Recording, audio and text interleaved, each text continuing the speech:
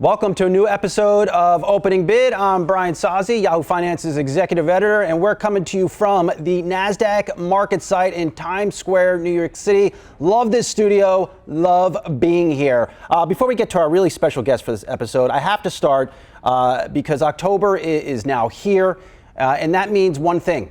Doesn't mean pumpkin spice lattes or PSLs. It means Tesla Robo Taxi Day on 10/10. That's October 10th. And really a lot of optimism on all things Tesla ahead of this event. According to Yahoo Finance data, Tesla shares up 36% over the past 3 months ahead of this event. People are expecting a cyber cab where you can just use your phone and call a cab, potentially a new cheaper car. And at the end of the day, you get to see Elon pumping and hyping all things Tesla. So lots of excitement. But I want to poke a little hole in some of these things because with that excitement, you might just see a sell news event. If you're a Tesla bull, I think there are three things that could send this stock down after this big event. First up, at the event, where are all these cars coming from? If I drop $70,000, $80,000, $90,000 on a Cybertruck, I'm not renting it out. I'm not putting it on this platform. I don't trust anybody. I don't even trust my own family members with a Cybertruck. So it's very important, I think, for Elon to make it clear on where these cars are coming from. Number two, safety of the full self-driving system. You've heard Elon talk a little bit about this in the past, but in order to get to full robo-taxi mode, I think Elon really needs to articulate the safety aspects of operating a robo-taxi fleet. What does it mean to the liabilities? What does it mean to the financial statements of Tesla, to be determined? And then what is the cost of these initiatives? Really, there's a lot of build out, to say the very least, on all things AI. It could cost Tesla tens of billions of dollars, according to Morgan Stanley analyst and longtime Tesla bull Adam Jonas, to make this robo-taxi network come to life. That's a lot of money, man. That's just a lot of money, and that might hurt the company's profits. So some food for thought on Tesla ahead of its big investor day. Now let's get to our guest of the hour, and that is PayPal CEO Alex Chriss. Alex, good to see you. Thanks for sticking with me as I ran through all things Tesla and Elon Musk. So the day we're taping this, this is your 1 year anniversary. I mean, you still look like the guy in the press release when the photo came out. I mean, how's it been? Well, it's great to be here, Brian. Thanks for having me. And yeah, what a ride. 1 year in, it's been an incredible adventure.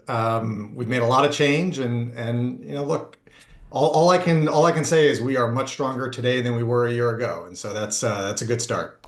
If there was one word to sum up your first year, what would it be? You know, I think velocity is the thing I've really been focused on.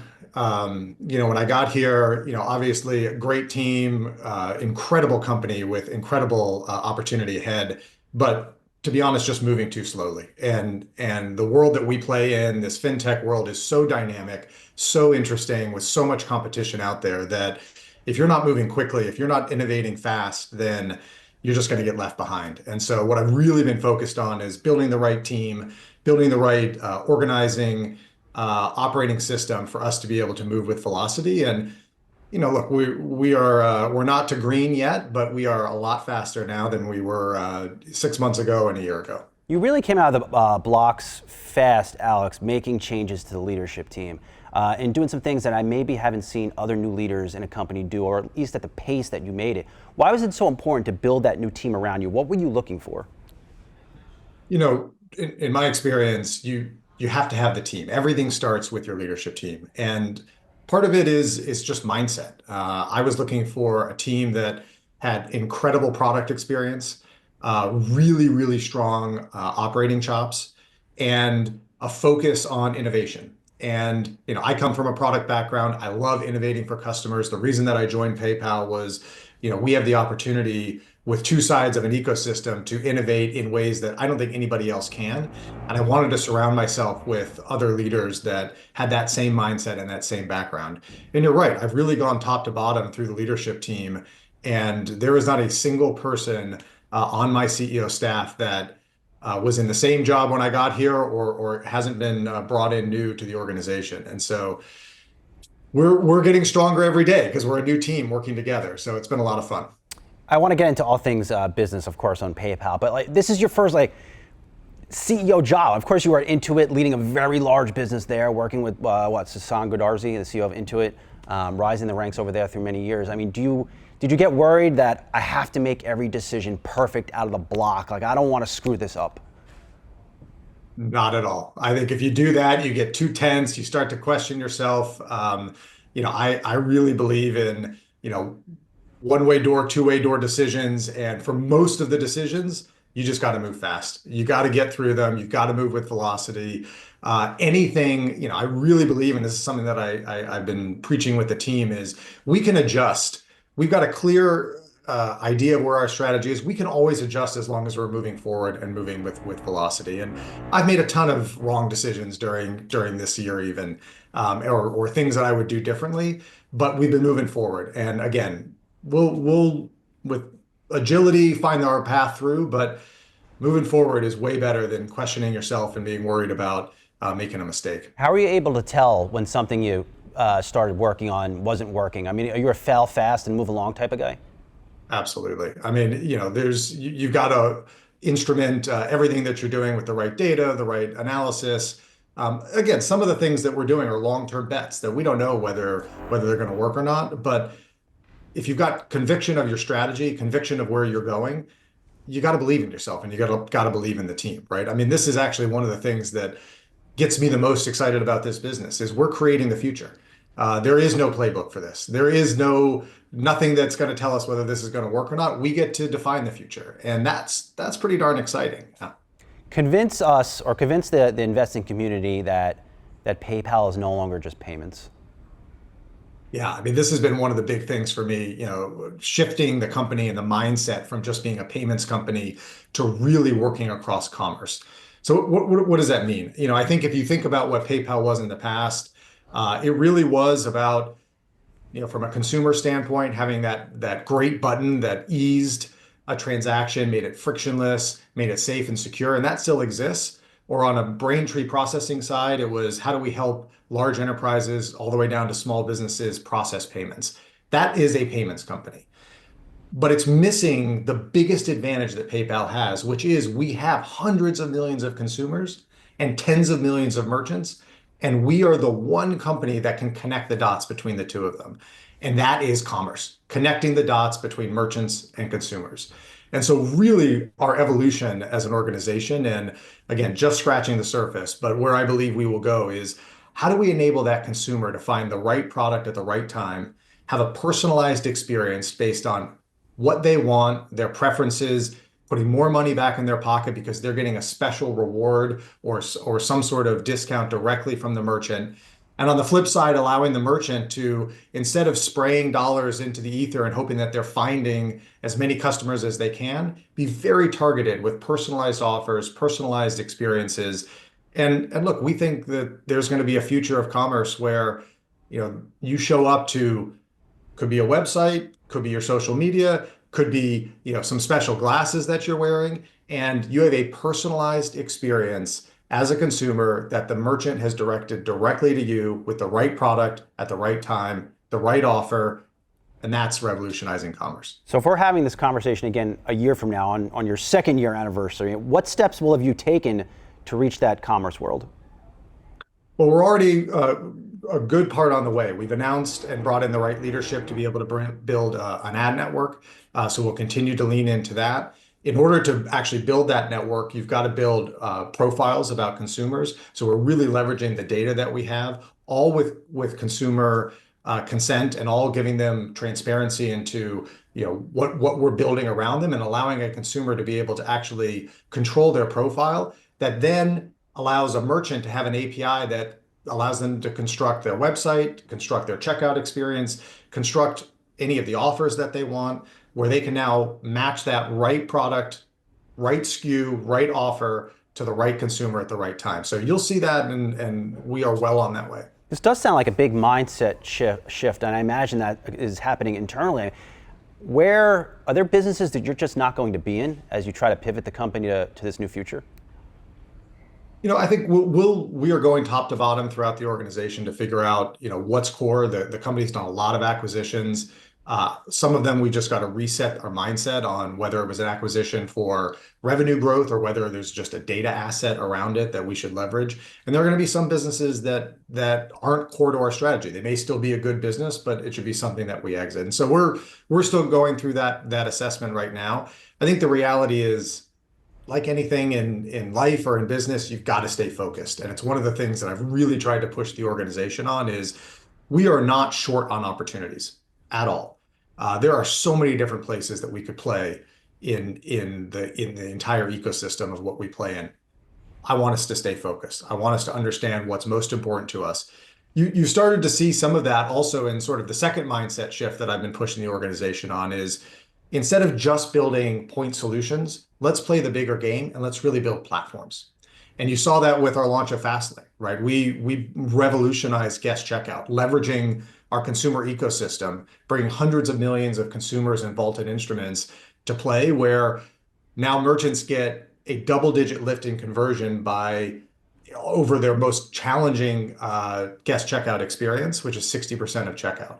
So we've built that as a platform, and we're now seeing other processors being able to experience and offer that to their merchants. So again, a big mindset shift as we start to change the game for commerce. Alex, hang with us. We're going to go off for a quick break. We'll be right back on Opening Bid. All right, we're having a really fun chat here with PayPal's CEO, Alex Chriss. I guess I can still call you the new CEO of PayPal. I mean, this is officially your 1-year anniversary mark. I mean, it doesn't feel like new, right? It feels like you've settled in. I'll take the new moniker as long as I can. I think it helps. So, you're not the only company doing a lot of this stuff. How would you? I mean, I look at the competition. I call it brutal, or am I just overhyping? I mean, this is like. Some of these competitors of yours are moving, who weren't even around 5 or 10 years ago, are moving really fast. Yeah, I mean, to me, this is what makes it so fun. I mean, we are in an incredibly competitive, dynamic environment. It changes every day. And what really you have to focus on is where do you build competitive differentiation and competitive moats? And for us, this is where I've really tried to focus on how do we bring that consumer ecosystem and merchant ecosystem to bear. And we've got lots of competitors that focus on consumers, lots of competitors that focus on merchants, but very few, if any, that can actually bring the two together. And so again, we're being hyper-focused on where we're going to win. And you've seen that in some of our partnerships. I think there are a lot of partnerships we've announced, even in the last 60 days, that have really surprised a lot of people. And they've thought, hey, wait, I thought that was a direct competitor of yours. Wait a second, how come you're doing a partnership with them? And I think I want people to take a step back and say, we're actually playing a bigger game. We're playing a game where it's all about commerce. It's all about building platforms at scale. And it's about leveraging the competitive advantages we have as an organization. And sometimes that means bringing your competition in closer and making sure that they're a part of the journey with you. I've always thought, I probably have covered PayPal and off and on for maybe a little over 10 years, Alex, and I've always thought Venmo was this underappreciated asset inside the company. I don't think my views are alone, especially on the street. How will that evolve under your leadership? Yeah, your views are not alone. I share them. It is one of the most exciting assets that we have. What a privilege to be able to run a business that has so much penetration into one of the most valuable demographics in the US, right? Affluent, young demographic where money is flowing in billions of dollars every month flowing into the Venmo ecosystem. We've just not executed a very good monetization plan. And this is not rocket science. Step one is just ensuring that all that money that's flowing in because somebody gave you a payment for the pizza that you shared around the table, you can actually now take that money and pay it out. So that could be tap to pay and be able to pay for that pizza in the store. It could be ensuring that there's pay with Venmo. This is about getting debit card penetration up and running. So we've made a bunch of innovation and a bunch of progress on that, even in the last couple of quarters, seeing debit card penetration increasing significantly, seeing pay with Venmo access increasing significantly. That's a first step, a first chapter. If I then look into the future of Venmo, one of the most, I think, underappreciated things about the Venmo asset is that the relationship between consumers and merchants is something that I've been fighting and looking for 20 years in my career, which is this connection between service-based businesses and consumers. And service-based businesses are exactly what it sounds like. It's the people that are walking your dog, washing your car, cutting your hair. These are people providing services. And the way that they pay right now, oftentimes is through an invoice, it's through cash, it's through old school mechanisms. Venmo is the way they want to get paid now. And our ability to not only make that transaction happen, but now start to build services around those businesses, enabling them to create appointments, create scheduling, create CRM. All of those are services that these small solopreneur, micro business, service-based businesses need to be able to run and thrive. That's a big opportunity for us and a big monetization going forward. I'm really hearing a different vision. A couple of years from now, PayPal is just going to be a very different company. I mean, should it be regulated differently, Alex? I mean, just given the amount of money you're taking in, you might take in years down the line, is PayPal a bank? Yeah, well, I think we're pretty heavily regulated right now, operating around the world. So, we don't have aspirations to be a bank. It's not something that we're focused on. We're focused on the innovation and the way that we can enable commerce between consumers. We've got lots of bank partners that I think are regulated fairly in the way they are, and we obviously have a huge amount of regulation across where we are now. I wouldn't change where we're going because it allows us to execute innovation with velocity. How far down the rabbit hole do you want to go with crypto? I mean, do you see PayPal going toe to toe with a Coinbase and some of the, I would even say a Robinhood? Crypto to me is a really important future element of commerce, but it's a how, right? Really what it is enabling commerce at faster speeds, high scale, globally, and at lower costs. And any time that you can move money faster at lower cost, that's better for consumers. And so we've taken the right steps in. We, again, are doing it in the right way to be regulated so that we can move money safely and securely for our consumers and make sure that their money's protected. But I think, again, we're just scratching the surface and really making it available from a payments perspective on a global scale to allow people to be able to transact anywhere in the world and do it fast, securely, and at low cost. So it doesn't sound like you see PayPal morphing into some form of exchange where, hey, if I want to trade Bitcoin, I use PayPal? I think we could dabble in that. I don't think that's the big long-term win for us. I think for us, the real transformation is, where am I in the world where I can create the right payment to any merchant anywhere else in the world, connect the dots between consumers and merchants, and do it at much faster speeds, very securely, and at lower cost for consumers. Consumers right now are paying a ton in fees anytime they want to purchase cross-border, anytime they want to purchase from a merchant around the world.